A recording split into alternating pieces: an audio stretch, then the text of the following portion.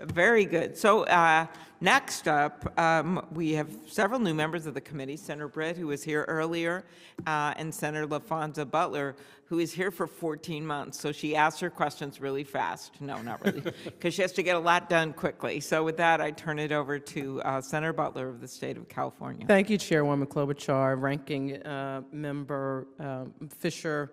Secretary, thank you so much for coming. There's so many accolades, I'm sure, that have been lauded onto you deservingly about your work here in Washington. But for an Angelino, it all starts at CAM.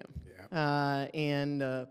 Your contribution to generations of Angelinos, teaching us about the history of our city and the place that we belong, I think was just remarkable. All of the platitudes earned, but I want to make sure that even Washington, D.C. knows that California was where this started, and hopefully, and they are continuing to see your leadership from Los Angeles. And so thank you for your work and service and for being here. I do sort of move a little bit rapidly, so I'm going to try to move around a couple of big topics pretty quickly in my time.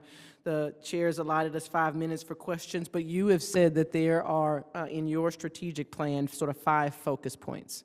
And you noted just in your response to Senator Warner the asset of the Smithsonian as a trusted source for the American people and indeed travelers around the world who want to understand the history of our country. And you talk specifically about this trusted source as it relates to complex topics like social justice, like climate. So here are 2 quick questions.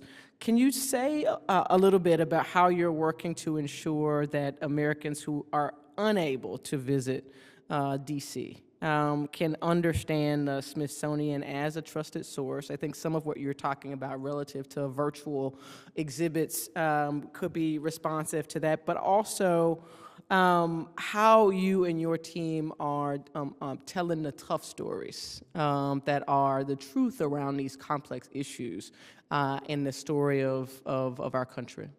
Well, I think, first of all, what's really important for us is to use all the Smithsonian assets to make sure the country reaps the benefit of the Smithsonian. So while a lot of it is virtual, also it's our traveling exhibitions. The other thing we do is we do a lot of programs with students, that we bring students in from wherever they are into Washington. So we basically really have, as in our DNA, the recognition that we are more about outside of Washington than we are inside of Washington.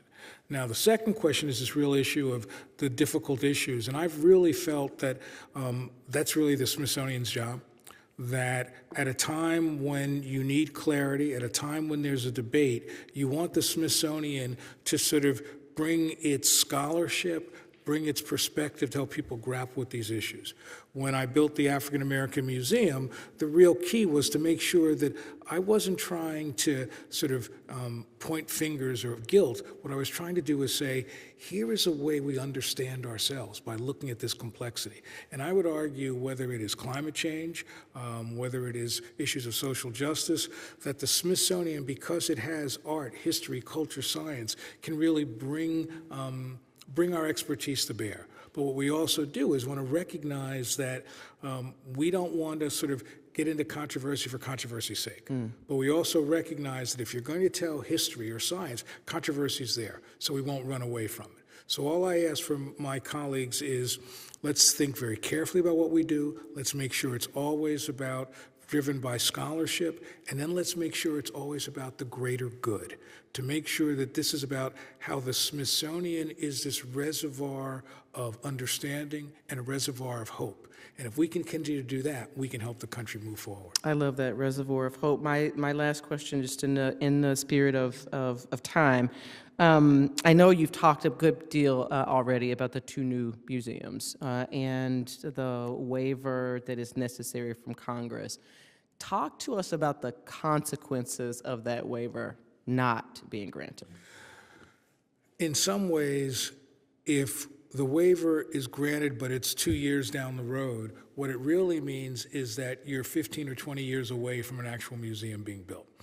And so right now, there is attention focused on these museums.